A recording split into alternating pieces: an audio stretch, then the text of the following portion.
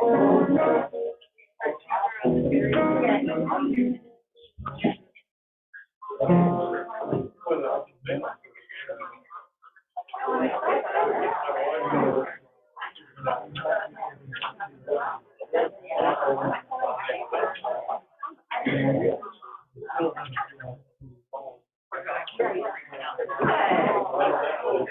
morning, everyone. I'm going to go ahead and ring the bell and get started. And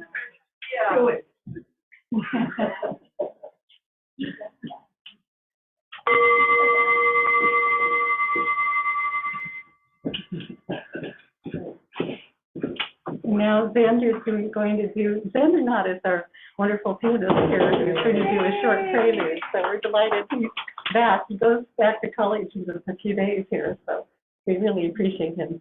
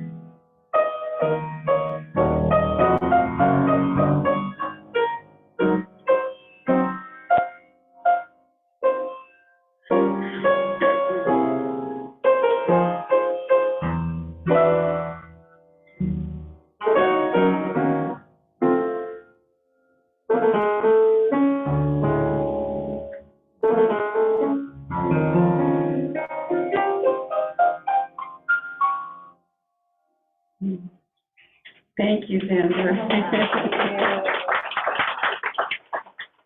Good morning and welcome to the Vashon Island Unitarian Fellowship. My name is Pamela Gott and I will be your service leader for today. As a reminder, this service is being recorded and will be posted on our website. We are live streaming for those on Zoom, and while our Zoomers are not able to participate fully, we still hold you in our hearts, so know that you are still part of our beloved community. The recording will be stopped for joys and concerns. We may go ahead and do joys and concerns right now. No. You want to go ahead? Well, we do the chalice lighting. Okay. Well, let's go ahead then. We are a lay-led community, strengthened and enriched by weaving together the volunteer contributions of members and friends. If you are new, we are especially glad you are here. Please participate as you feel comfortable in our Sunday service. Human connection and relationships are important parts of our community. We invite you to stay for conversation following the end of the service. For those who are new, please introduce yourself at this time if you feel comfortable. I'm Julie Hempkins. I'm glad to be here. Yay. We're delighted. Welcome, Julie. John Reynolds. Thank you, John. We're glad to meet you. I'm Shirley Kinsey. Shirley, we're so glad to meet you. Thank you for coming. We are clear in our desire to acknowledge that we are on the traditional homelands of the Squamish, the coastal Salish Native people.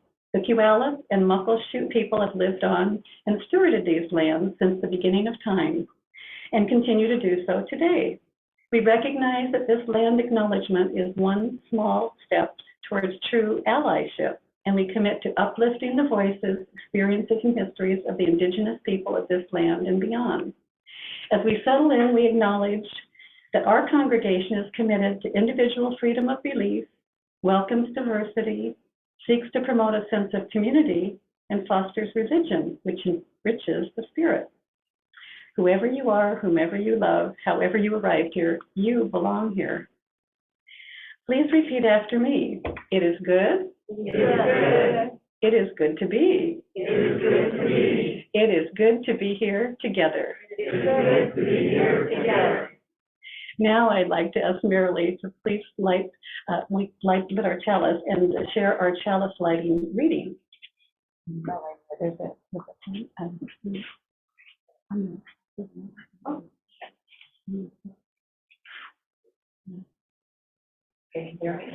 Yeah? No. You have to hold it straight into your mouth, like that. Okay. Yeah. Okay. This is To Savor the World or Save It by the Reverend Richard S. Gilbert. I rise in the morning torn between the desire to save the world or to savor it, to serve life or to enjoy it. God of justice, what is that you say? The one will not stand without the other. Very nice, thank you. Now Ted Claybaugh is going to do our opening reading.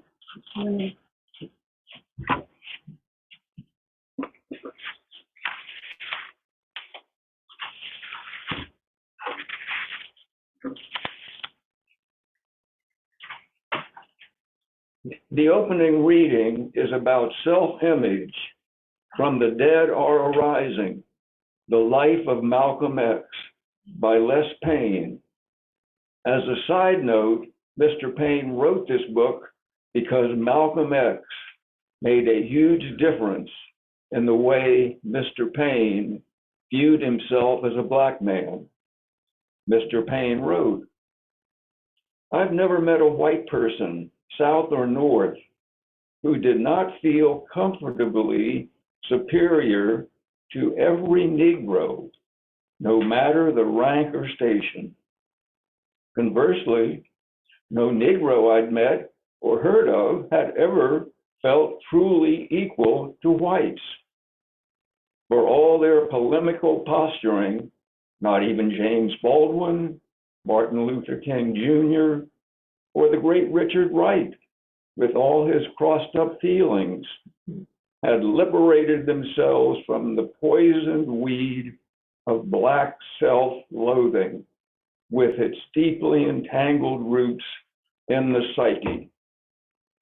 The lightning strike of Malcolm's sword in a lecture released the conditioned sense of Negro inferiority that was housed in that college junior's psyche.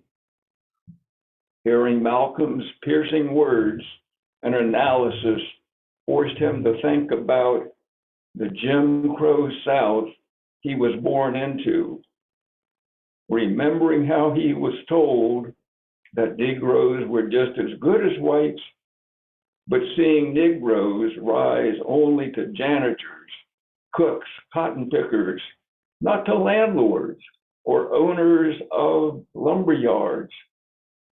By the end of the lecture, Mr. Payne was changed. Whites were no longer superior. Blacks were no longer inferior. I invite Xander to play a piece he's picked out for today's service.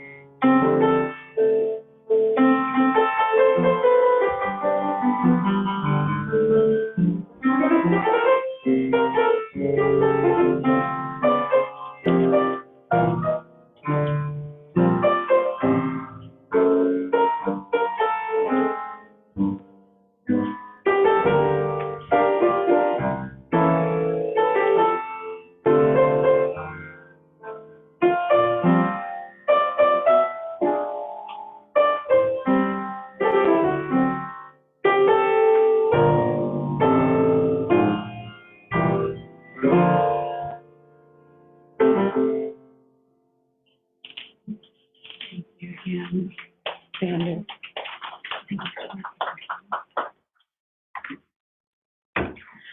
We're going to do joys and concerns next. I Give know. him a chance to settle in. Yeah. Okay. We're now going to pause the recording as we prepare for joys and concerns. Okay? Okay, I'm going to have Robbie Moore introduce our guest speaker today, Jen Sinclair. Hello.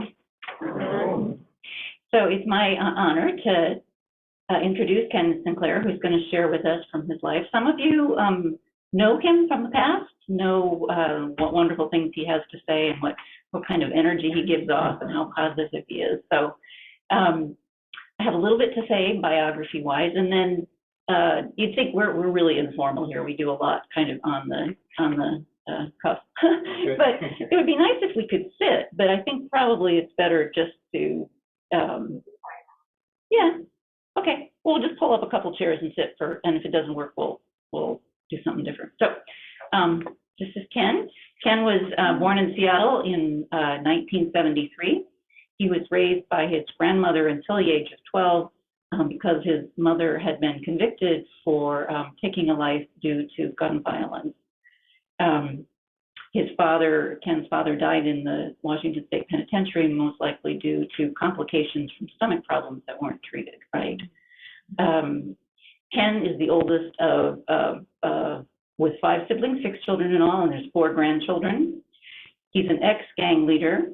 As we've said, he was raised in a single home by both his grandmother, and then his mother, who had been addicted to drugs. Currently, Ken is a community safety interactive specialist, a resource navigator, a youth mentor, public speaker, youth ambassador, housing connector, a graduate of the Reiki's Leadership Fellowship, and a community activist, and employed by Community Passageways. So we're going to take about 20 minutes to talk a little bit, and we are pretty confident that we will be able to get Ken back in the future. We're thinking of making him an honorary member of our congregation. You'll have to play for it. Yeah.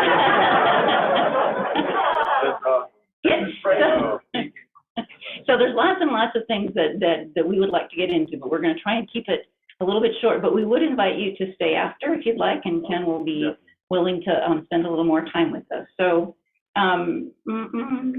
let's try. Let's pull up 2 chairs. You're in my chair, and we'll use this thing and see what happens. Yeah, that's it. Just go over there. Higher chairs. So, yeah, it's fine. You think? I'm fine. Okay, so have a seat. Thank you. Okay, let's both take a. Oh, good. Is this one? Oh, well, then we won't do that. Yeah, I know. It's a good thing I'm not in charge of tech. So both take a deep breath. Oh, yeah, deep breath. Okay, this is fine. I'm not going to talk very much. So the first question that I want to ask you, which is, of course, a big one, is just what was it like for you to grow up, both as a kid and then as a teenager, and how did that affect how you came to think of yourself then? Okay, well, as a child, like I said, I was raised by my grandmother, and I spent a lot of time in Louisiana, and I can remember times where my grandmother used to sit me on my lap and point out areas where the Ku Klux Klan did causes. But even with that, I didn't know anything about hate, or she didn't do it in a hateful manner. It was more like concern. Yeah, it was more than concern. Then as I got older, I got reprogrammed, I guess you would say, by peers, my environment, and in that program, that perception of other races not so good. Oh. We can't see you in the back. Oh, okay. All right. I can stand. Okay. I'm only 5 days. Why don't we give you then the comfort of leaning against the that's podium? Can everyone hear me fine? Yeah, there we go. Yes, thank you. Okay. I'm sorry, guys. I still get nervous every time I do public speaking. So bear with me. So again, then I got introduced to, actually, Garfield is our neighborhood. And if I would have went to high school, again, I never even went to high school. Farthest education I have a GED, but school, 6th grade. So I kind of taught myself, like literally taught myself, educated myself.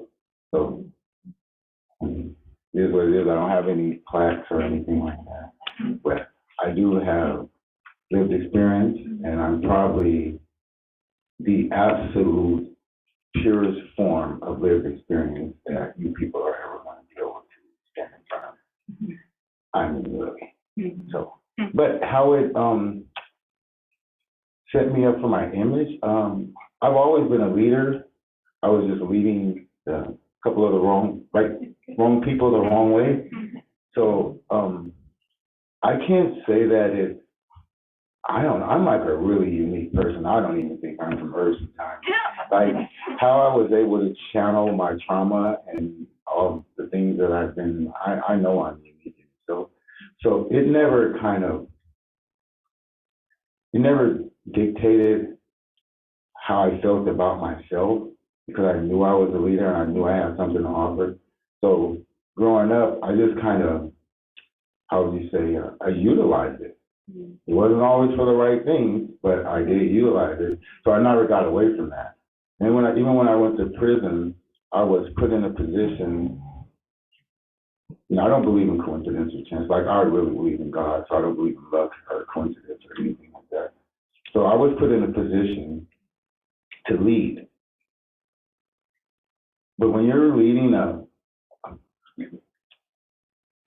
don't want to call them a bunch of violent people, but when you're leading people that perception on life has been distorted, then it gives me a chance. That gave me a chance to reflect, like how balanced my life was and how much I had to offer.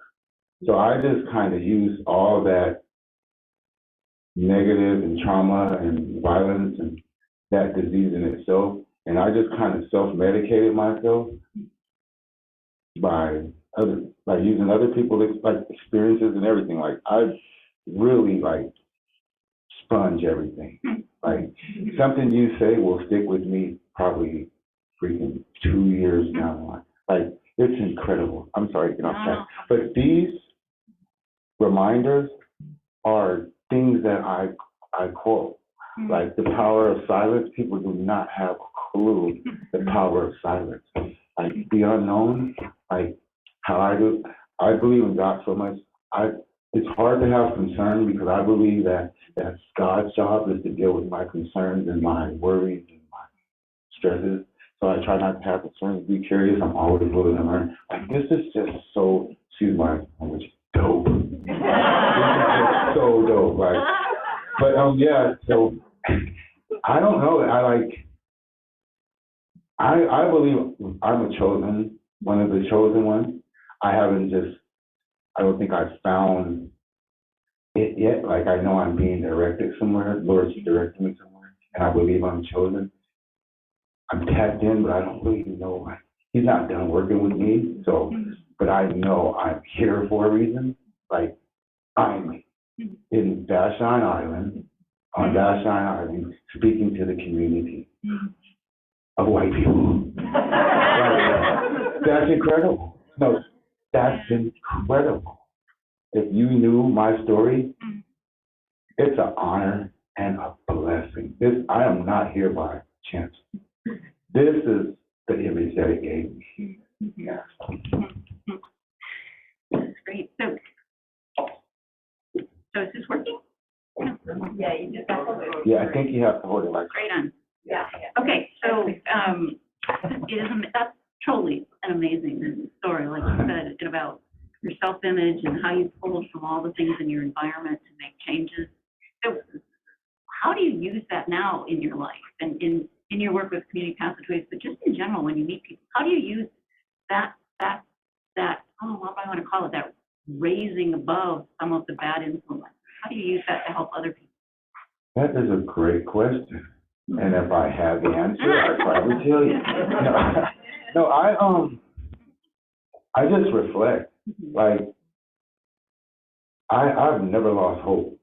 Like, people don't understand the power of hope. So what I do is I try to provide hope. I'm a resource navigator of monthly. So I can get you employment, I can get you education, I can get you housing, emergency housing, I can get you, but I need to help you have hope. Because then you can give all the things to yourself and then you can share that with others. And maybe you can inspire them to have hope. Like without hope, we're nothing. Like on my transition down that little road, it reminded me of hope. Like, so I almost got emotional, you know. So you're not alone. You're definitely not alone. But yeah, I just share my experiences in detail and as possible. And it's really important to, you know, a lot of the youth I work with, they come from similar backgrounds. So I think it's really important for me to share that they're not, you know, an alien. Like your traumas that you went through, trust me, they're not as bad as some others. So when you get other people to, there's one little method I always use, and I'll use it real quick. I always, you know, they're so traumatized. Every little thing is just huge to them. Oh, my car's not working. Like it's things like this. So I always try to use how you would say example. Someone somewhere is fighting for their very last breath of life, and they're going to lose that fight. That's something to be concerned about. Whatever you're going through in your life, I guarantee you, it's not as bad as this person that's fighting for that very last breath. And they're going to lose that fight. People are going to lose that fight. And you're worried about what? You can't change what? You don't have any opportunities to do what? That's not true. Everything that you have, it's given, it's in you. Like, if you would have told me 10, 20, no, I guess maybe 10 years ago that I would have been doing this, I would not have believed you at all.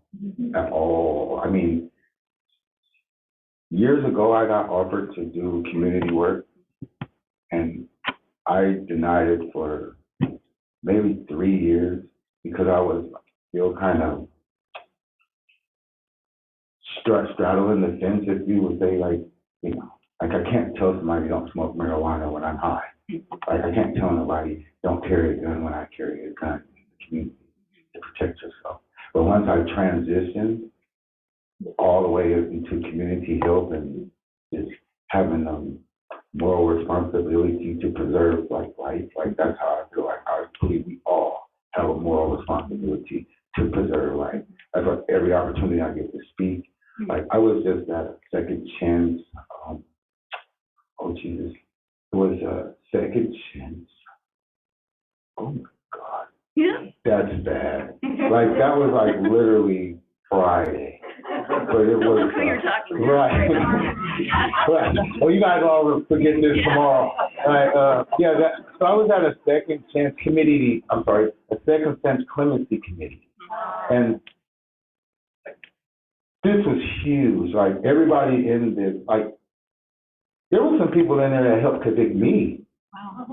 Wow. And now I was in that, now I'm sharing a space with them so that we can kind of change the narrative of extended prison sentence, life sentences, prison sentences, to get people like me, not I've ever had a life sentence or anything, but people like me that have value to this work and to change, to humanity, the opportunity to breathe, like breathe a life into others. Like we can do that. Like there's people like me, I swear, if you guys, okay, no, go ahead, because there's a question you're going to ask me there, and I'm so waiting for you to ask me.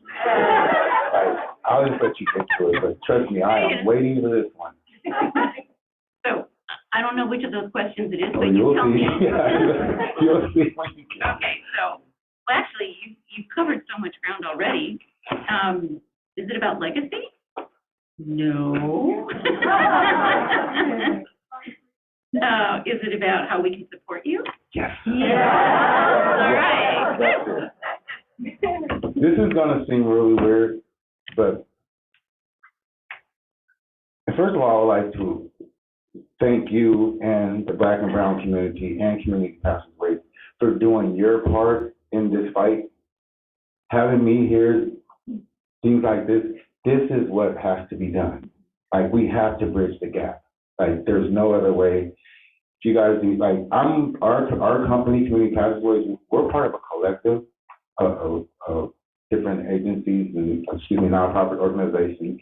So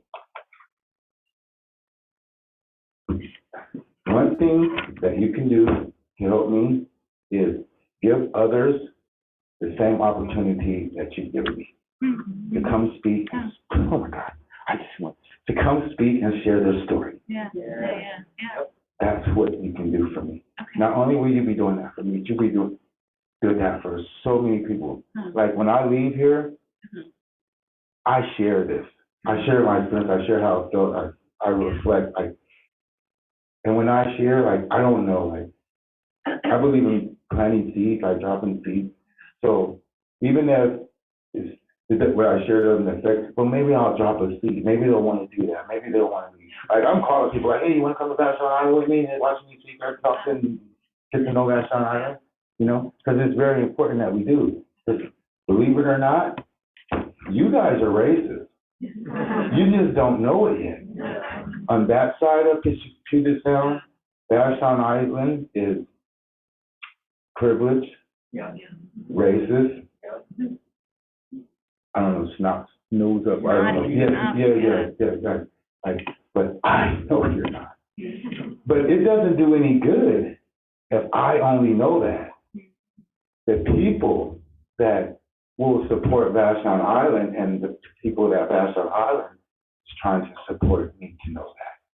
And if you, like, it was so awesome. There's a couple people here that I've seen at one of our events. That's bridging the gap. I would have never thought I would look up. She's so special to me. No, really. She's very special to me. When me and Tanya first started talking, I could only describe her as a sunshine. She's like sunshine.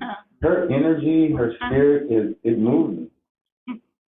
I'm honored to be her friend. And like, there's so many people. Ken, I know you like Ken. Yeah, there's just. So, if that's one thing that you can do for me, is continue to give others opportunity to come out and get to know the community of Vashon Island and share their story and to invite them to spaces like this. Because I don't know what anybody else is doing right now, but I am having a blast here. Like, I'm in a very good space. I'm not even nervous anymore. Like, no, really, like, that's incredible. Because, like, I know me, like, personally, and I'm like, I will tell you anything that you ask me. The truth. That's who I am. My story's not done yet. Like, I'm the author of my book. So as chapters go, I'm writing the chapters. I know how this book's gonna end because I'm writing it. Yes. Yes. Yeah. First of all, for myself, and maybe I'm speaking for others, thank you.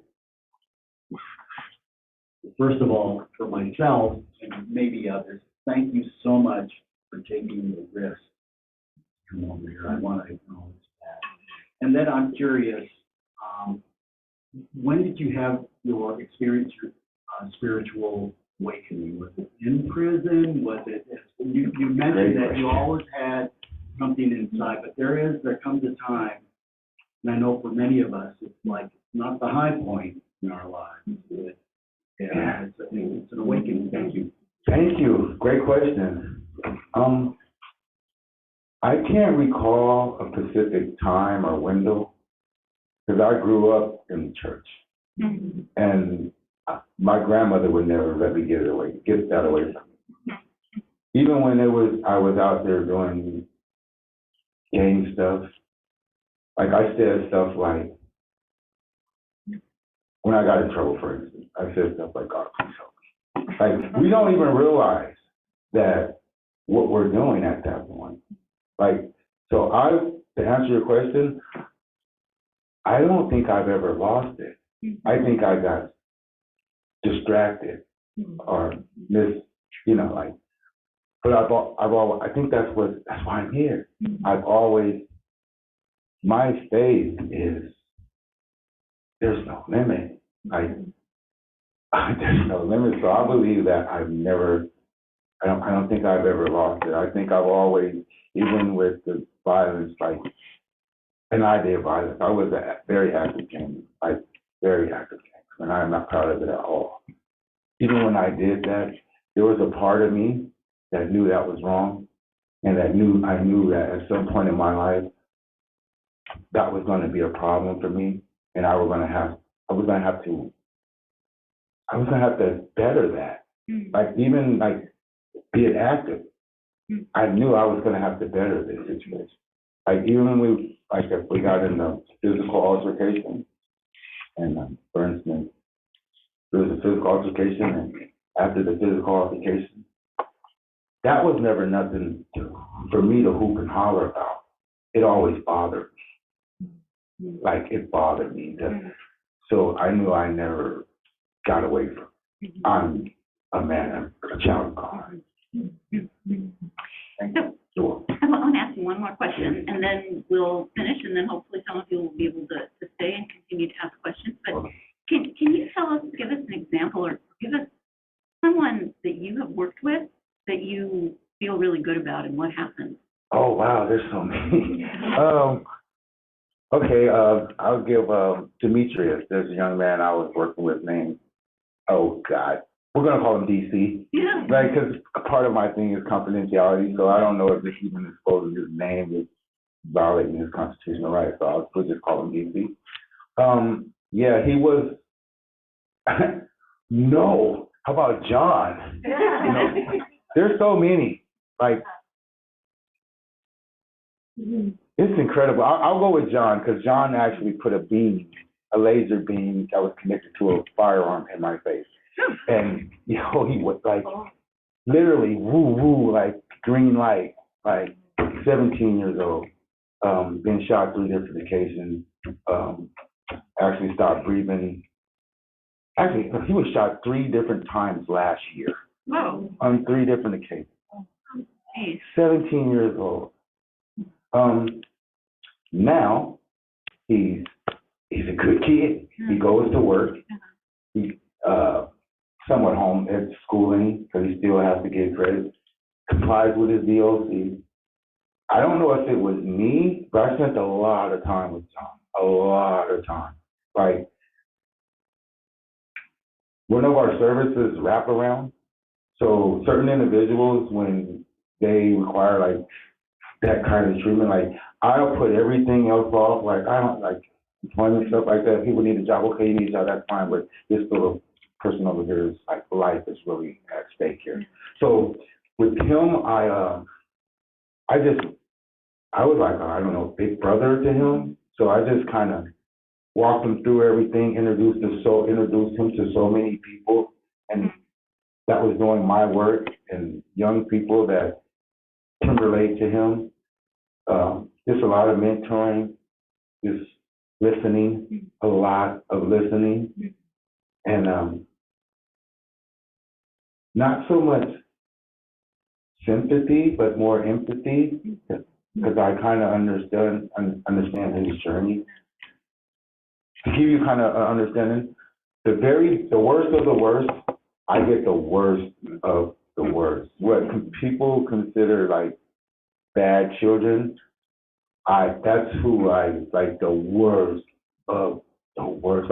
They are so awesome because they're so young and they're so talented and they still have so much to offer, but they're just so caught up in trauma and being destructive, even their language, it's really hard to change the heart of someone when their language is destructive and they don't even realize that, how much work they're going to have to put in. I tell them immediately, I'm going to need a year and a half. I'm going to need a year and a half for you to allow me to help you have the opportunity to preserve your life. Everybody can have a job. A job is not a career. That's a job. You can lose a job and be jobless, like that. that your supervisor come to work one day with not so good attitude. You can be jobless. So I go more on careers, and I try to get them back in education. I have a lot of connections with community colleges and technical colleges. So just putting them in that environment, giving them tours, like just spending so much time with them. Like that's what it takes. It takes time. It takes building a relationship, like, and being authentic. Like they can see through the BS. Like it's like it's it's a window. Like they can see right through the BS, like it's a window. So just being authentic, not overwhelming, giving them space. Kind of like a, oh my God. Excuse the term, but kind of like a puppy. You know, like you gotta, kind of like, it's kind of like a puppy. You gotta kind of draw them, but at the same time let their curiosity be their motivation. You know, like I'm grateful for my ignorance. Like people don't understand that I'm so ignorant to everything, but I embrace that because I know that mentality is gonna allow me to seek knowledge. I don't know anything. You know, a lot of people say, oh, I don't know everything. Well, I don't know anything. So I'm ready to learn. So that's just kind of the mentality. And then I have, I'm sorry about this one, but then I have like really nice things. So I try to encourage them that they can have these things too. You don't have to sell drugs. You don't have to take people's property. You don't have to do all these things. And you can have this. And trust me, that works more than all the other stuff. Like they're so, you know, trendy and, you know, let's fly, that they gravitate to that more than any kind of pre-apprenticeship or stipend I can give them. Oh, they'll rather stare at my car for 20 freaking minutes, and that's more amazement than anything. So I just like, come on, get in. We ride around and, you know, yeah, you can have one of these too. You gotta change your mentality. But, you know, it's like a paradigm shift. So to answer your question, yeah, I just spend a lot of time with them, be authentic as I can, genuine, understand that they have to put God first and not put so much faith in man, and just try to trust him. That's all. Thank you.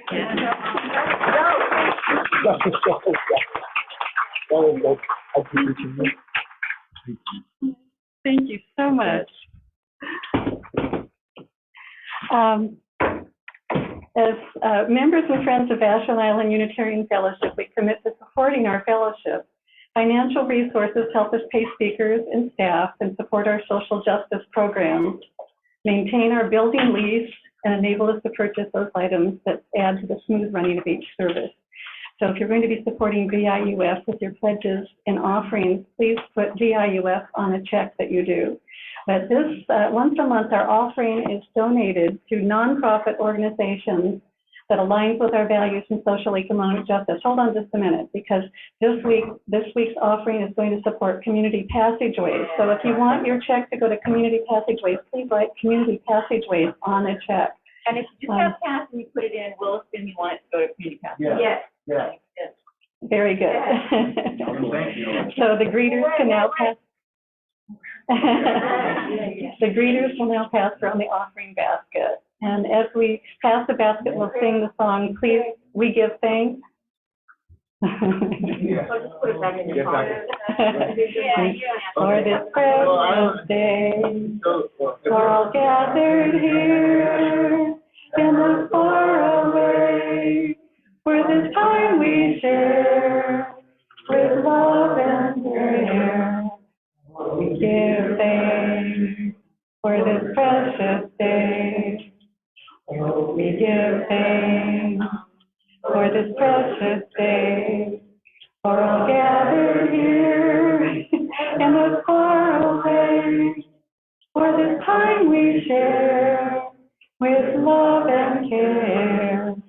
We give thanks for this precious day. And now Robbie's going to do final reading, a closing reading.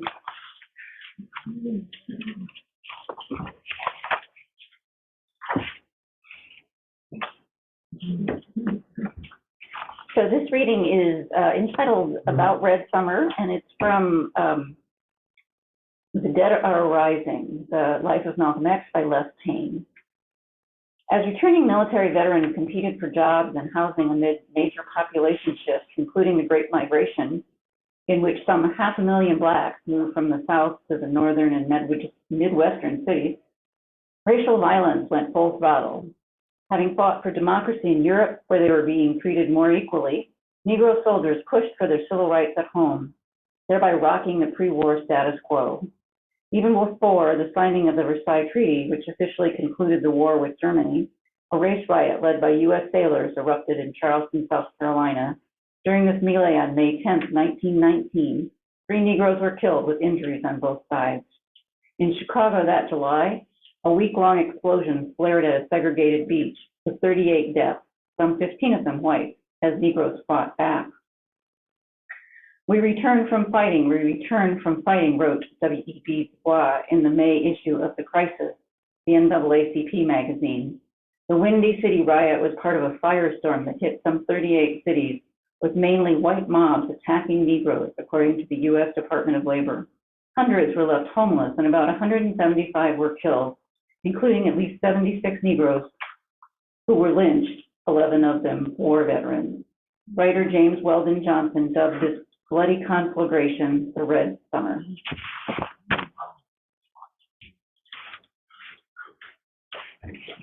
Now Mary Lee Runyon will do a closing chalice reading.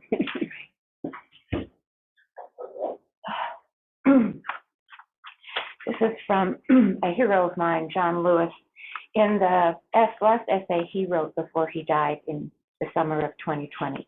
And it was published in the July 30th issue of the New York Times. And he said many things, but what stuck out to me is he said, quote, "Ordinary people with extraordinary vision can redeem the soul of America by getting into good trouble.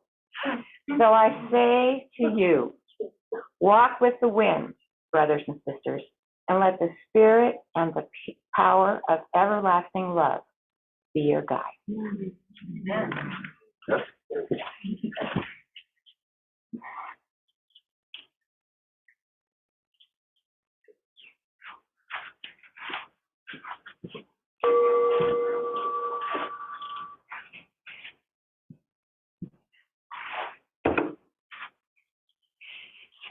As our formal service is now ending, I'd like to give special thanks to Ken Sinclair, Mary Lee Runyon, Robbie Rohr, Ted Claybaugh, and Tanya Roberts, as well as Catherine Sullivan, for participating in today's service, and for all of you online and in person here attending. After hearing the dreams of Ken Sinclair and his wonderful transformation in his background, and hearing about the good works of Community Passageways, it can teach us to listen to one another and get along with one another, and realize that each of us may enrich each other's lives by what we learn from each other. So now we will have announcements. If anyone has an announcement related to VIUS, please come and make it.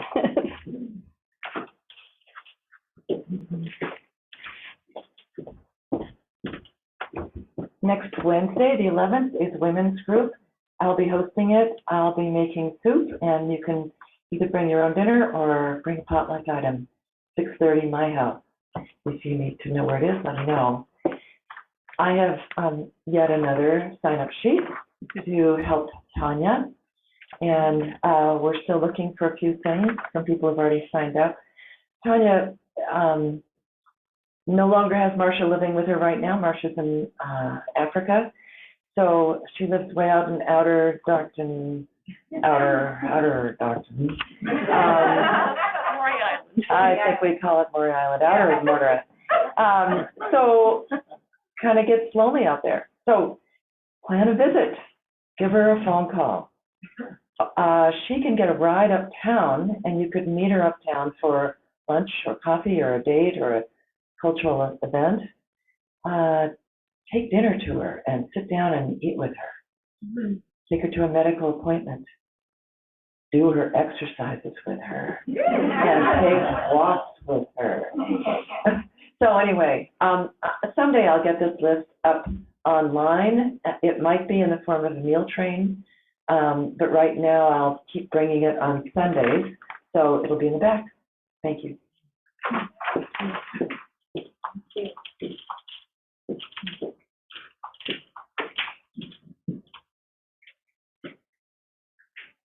The men's group will meet here Thursday night at 7 o'clock in Lewis Hall. So everybody's welcome. And if you want to bring food, that would be fine. We can always use food.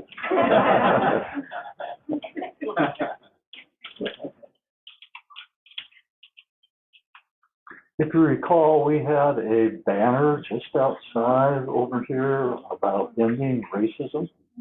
We've lost it.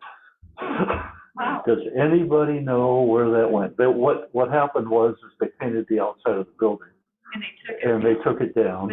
And I'm told that it was given to a UU member. So does anybody have it? No. If you get some kind of insight, let me know. Thanks. I hope that place yours making. Yeah.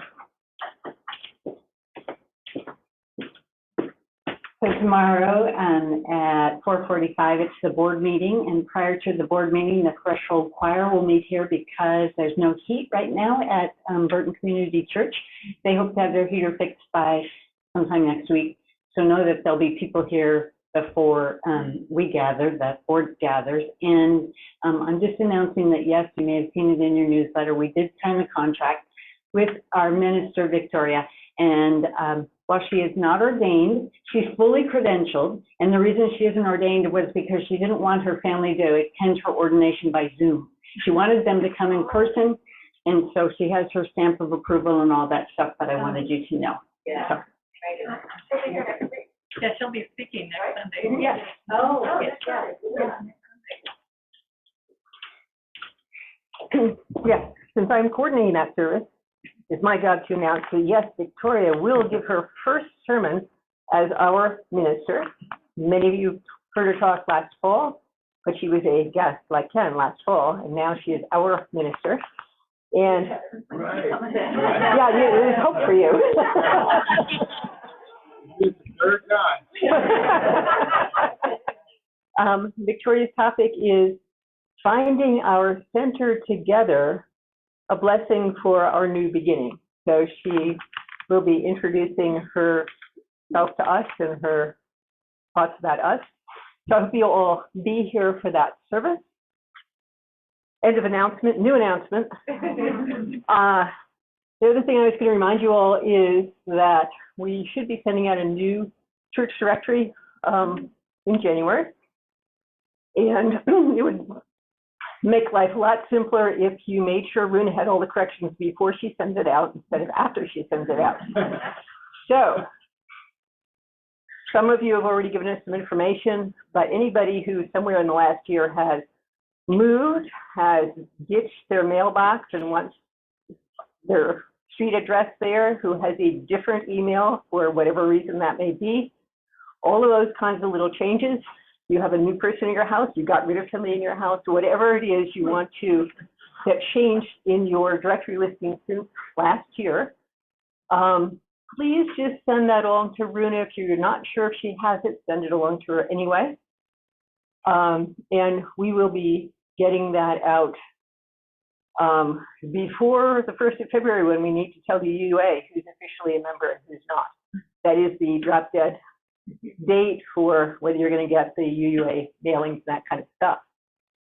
And at the risk of overriding the board or stepping out of my lane as I so often do, I'm curious to know, we have had in the membership committee for the last 3 years a discussion about, wouldn't it be nice if the directory were on our website behind a password? So if you knew the password, you could just look it up in case you were someplace and you didn't have your directory with you, or you forgot where you filed it, or you burned your copy or something. And can I just have a show of hands of who thinks that sounds like maybe a good idea? used to have it with one of our other. Yeah, okay. Make it easy. Anybody who has reservations about that and wants to talk to me about that, that's fine. I think that's something we'll, see whether the board wants to go along with and talk to Greg about, but I think it's very doable. And I'm not quite sure why I've been talking about this for 3 years and it hasn't happened, but I'm thinking maybe this is the year. So if you have concerns, talk to me about it. Thank you.